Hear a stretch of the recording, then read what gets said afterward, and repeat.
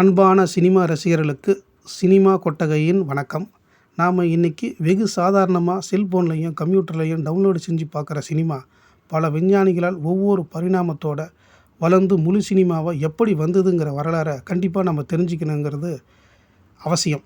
எத்தனை பேர் எத்தனை கனவோட போராடி இந்த சினிமாவை கண்டுபிடிச்சாங்கன்னு நினைக்கிறப்போ ஒரே பிரமிப்பாக இருக்குது. 1888ஆம் ஆண்டு தாமஸ் ஆல்வா எடிசனும் அவரது உதவியாளருமாகிய வில்லியம் கென்னடி டிக்சன் என்பவனும் சேர்ந்து நகரும் படம் வெளியாகும் கினெட்டாஸ்கோப் அப்படிங்கிற படப்பிடிப்பு கருவியை உருவாக்கினார்கள். ஒருவர் மட்டுமே படம் பார்க்கக்கூடிய அந்த கருவியில் எடுக்கப்பட்ட படங்கள் நகர்வது நன்றாக இருந்தாலும் மங்கலாக தெரிய ஆரம்பித்தது. அதனால் இந்த கினெட்டாஸ்கோப் கருவிக்கு பெரிய வரவேற்பு இல்லை. இருந்தாலும் மக்கள் அதை அதிசயமாக பார்த்தாங்க.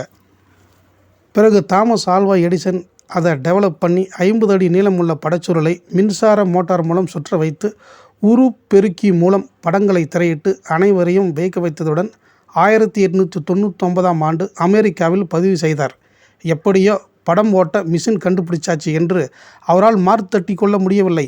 காரணம், மின்சார மோட்டாரில் சுற்றப்பட்டு ஓடும் படச்சுருள்கள் அருந்து விழுந்தன.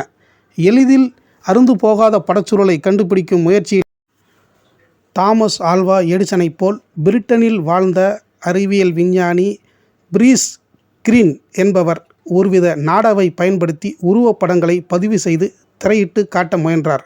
அது 2 அல்லது 3 தடவை ஓடியதும் தேய்ந்து அருந்து விழுந்தது.